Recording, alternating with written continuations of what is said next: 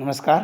आप सभी लोग अपने अपने घरों पर सकुशल होंगे, इसी कामना के साथ प्रभु से कामना है कि आप सभी लोग सकुशल रहें तथा अपने आसपास के सभी नीडी पर्सन्स को और अपने सोसाइटी में सभी लोगों को कोविड-19 से अवेयर होने के लिए भी प्रेरित करें। जैसा कि हम पहले ही अपने first lesson of ecology we have completed, that is the organism and populations, right? After that there is another chapter that is known as ecosystems, right? Means as we have known that the interactions of the organisms in the previous chapter 1 and how the population can be growth in that conditions, then we have to talk about the especially in ecosystems there are some specific characters of, we will study about the different conditions structures of this ecosystem, in which we have to first of all we talk about the ecosystem structure and function, then the productivity, decompositions, energy flow, as well as we can also study the another parts of this lesson, that is the ecological pyramids, ecological successions, and nutrient cycling and eco services. Means at least there is a each main topics of this lesson are seen, so we have to talk about that one. So we have to start it about, we can say that ecosystem is the functional unit of the nature where all living organisms can interact among themselves and with the surrounding physical environments, right? Or we can say that it is the self-regulating and self-sustaining structure and functioning unit of the constituting of community of living beings, right, with physical environment both interacting in that conditions and exchanging the different things, that is known as ecosystem. And directly you can say generally the interaction between the living organisms, right, among themselves and with the surrounding physical environment for their sustainable, for their development, that is known as the ecosystem. And this ecosystem word was coined by Mr. and Sir A.G. Tansley. He was the scientist, he discovered, he just coined this word ecosystem. And if we talk about the size of an ecosystem, varies greatly from the small pond to a large forest. Means the size of ecosystem is always varies from a small area to small place to a large. If we talk about the types of grouping of the ecosystems, right, in that we can say ecosystems are especially categorized into two categories, that there is a terrestrial ecosystem and the aquatic ecosystem, in which we can say the land ecosystem and the water ecosystem, right? And on the basis of that we can again classify that the terrestrial ecosystems are the ecosystem, for example the forest, grassland, desert, garden, agriculture fields, all those which can be grown on the developed on the land. So we can say these are the terrestrial ecosystem. On the other hand we can say aquatic ecosystem. As you know, the start from the pond is very small but oceans are very large, right? So all ponds, lakes, streams, estuaries, seas, oceans, these are the different ecosystems. On the other hand there are some man-made ecosystem are also seen. Means if we can talk about the crop field, aquarium, those are the man-made ecosystems. And there is a like river, forest, they are the natural ecosystems. So we can classify these ecosystems in such a category. Evenly we can say the agriculture, garden, aquarium, spacecraft, these all are the man-made ecosystems with the help of in which the man can be develop themselves, right? Evenly the agriculture or the agro ecosystem, the largest man-made ecosystems, because generally you can see in all over the world the men who are related to the agriculture fields, they can capable to do such type of structures, such type of fields make where the interactions of the living organisms among themselves as well as their surrounding their physical environment also. So these are the such type of structures. Then we have to talk about the another, that is called the a flow chart for that such type of ecosystem. If we can say, especially in that conditions, you can just see over in this diagram that if we can talk about the ecosystem, suppose this is the climate, right? And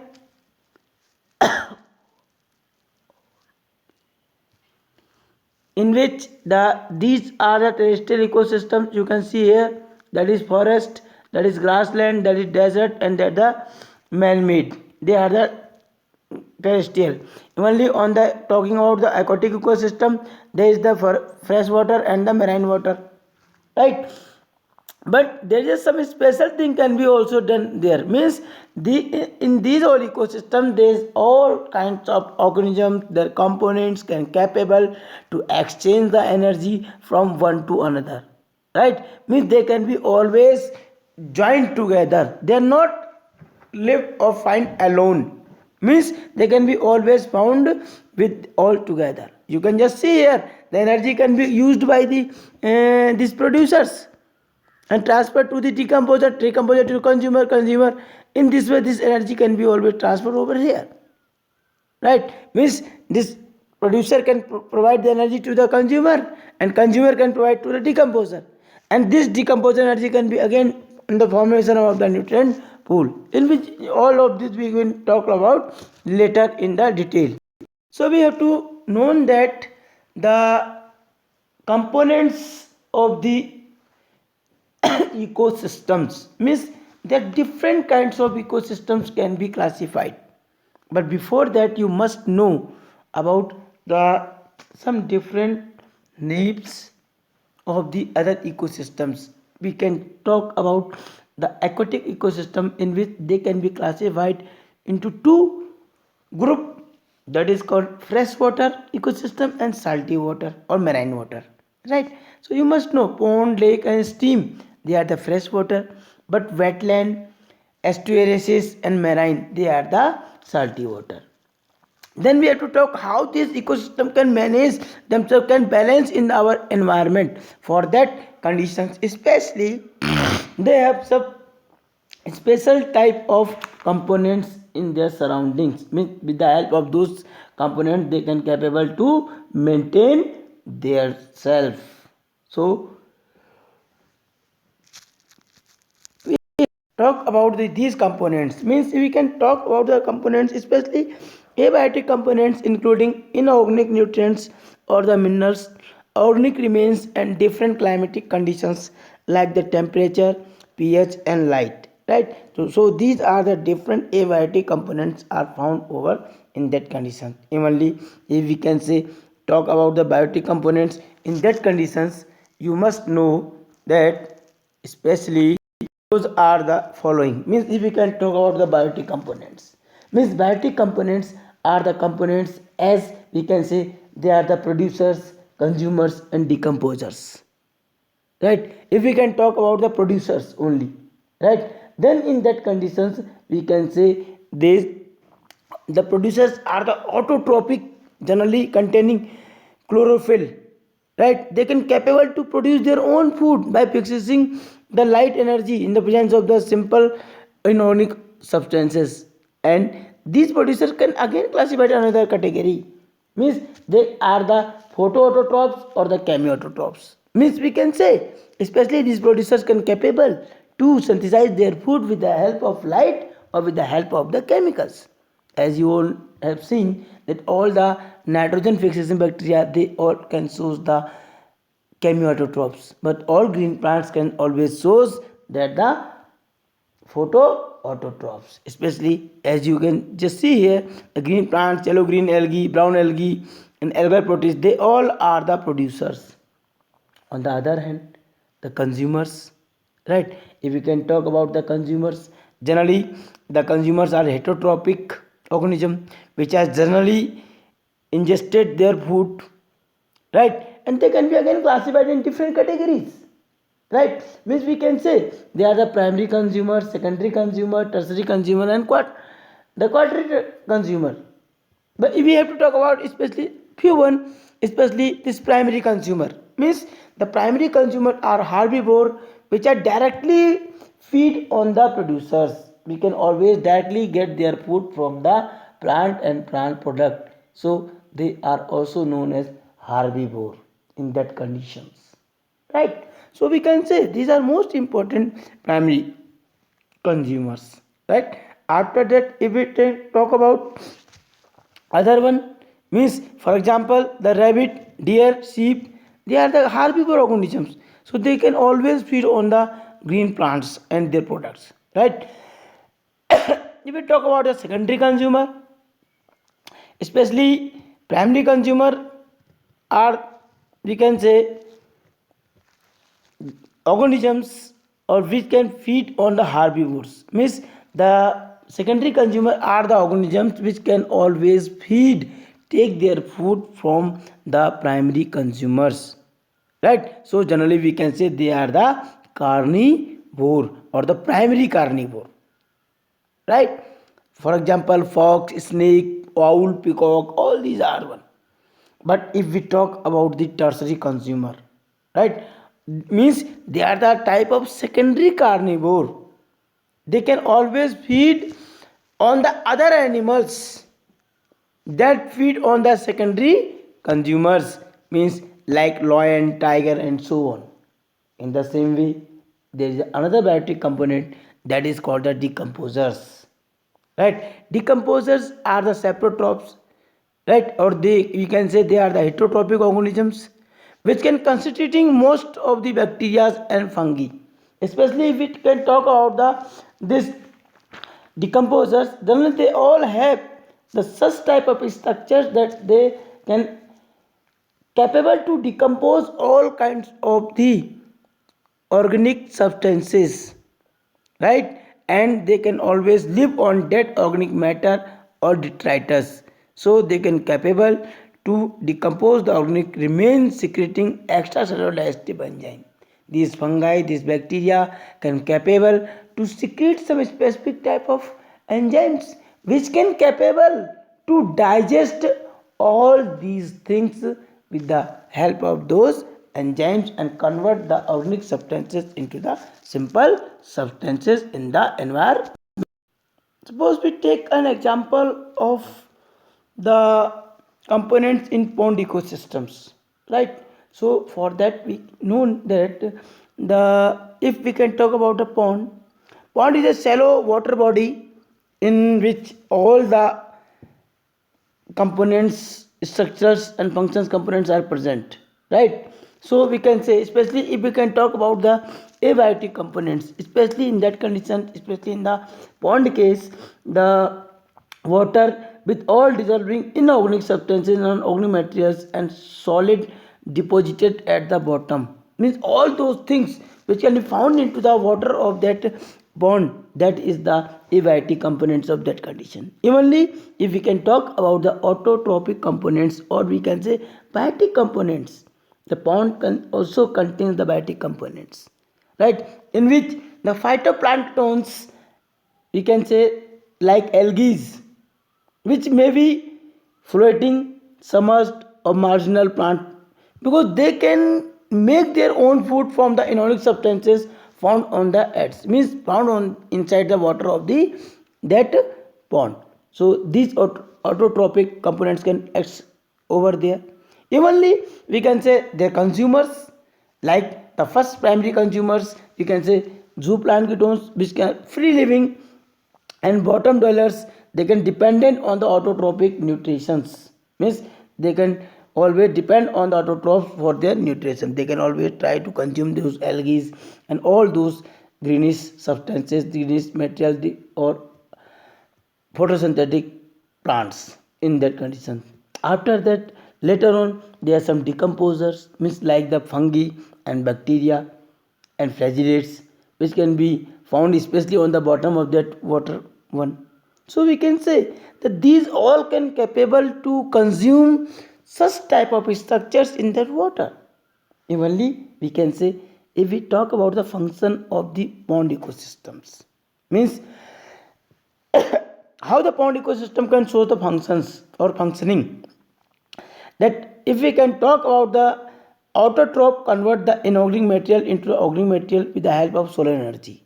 If we can directly talk about that, the inorganic material can be always convert into the organic with the help of the photosynthesis process in the plants, right? After that, the heterotrophs consume that autotrophs, right? They can consume it by the autotrophs, heterotrophs, and after that decomposers and decompose dead organic materials and mineralize it to release them back into reuse by the autotroph. Means after the consumption of those decomposers to those organic substances, the all the minerals or nutrients can be just passes out into the water or pond. So after that, this process will repeats again and again. So we can say the unidirectional movement of the energy occurs towards the higher tropical levels and lost in the form of heat the environment. We can say the energy flows into the environment is always unidirectional. It can always flow from unidirectional, right, higher to the lower one, and at least it can be transferred, it can be always changes into another condition due to which it can be lost in the formation of.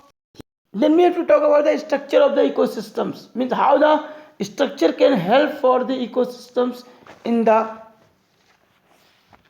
that one, right? Means if we talk about the structure of the ecosystem, especially we have, as I have told you, that each ecosystems consists biotic and abiotic components in it, right? In which the autotroph, heterotroph, carnivore, they are the biotic, and the soil, air, water, light, they are the abiotic factors, and they can capable to interact all these things with the help of such conditions. Evenly we can say that they are most important thing in that particular condition.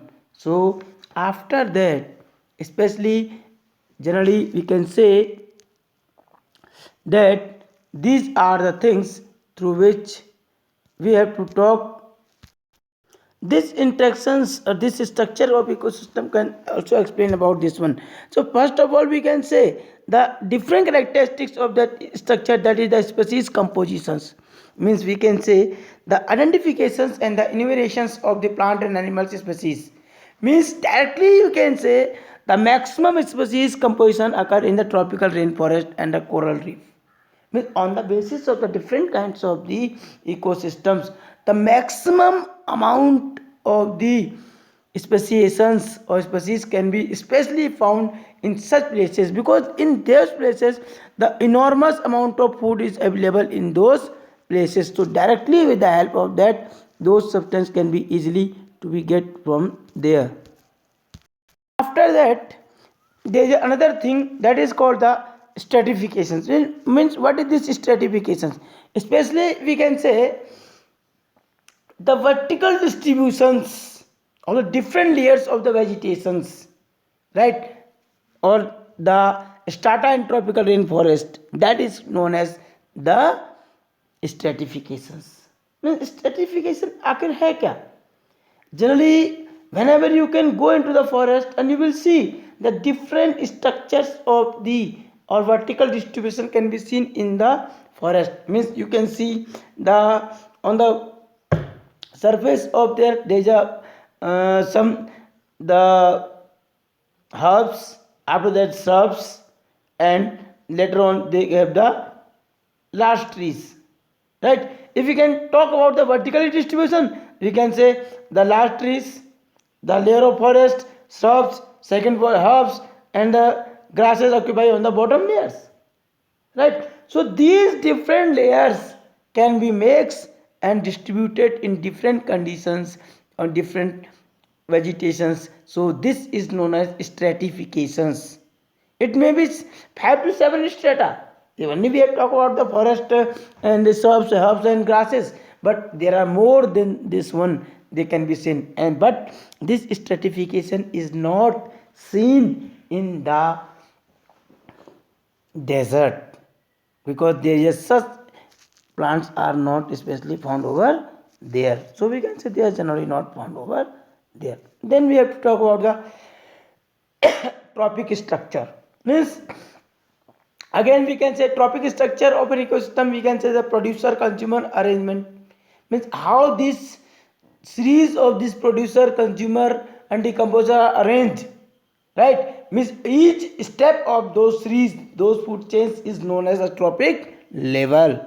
So we can say the ecosystem has specific food chains and food web, and in each food chain we can say the getting of the food in a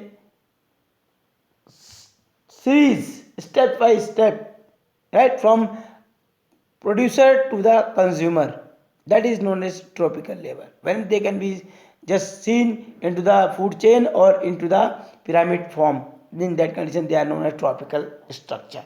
So we can say especially in all those structures are known one. Evenly we can say the food chain may be classified in different categories. The grazing food chain in the grassland, and there are DFC, retrieval food chain is also for the decomposers, right? Here on there is another thing, there is another special thing that is also known, that is standing crop in this, right? What is standing crop and standing state, you can just see here.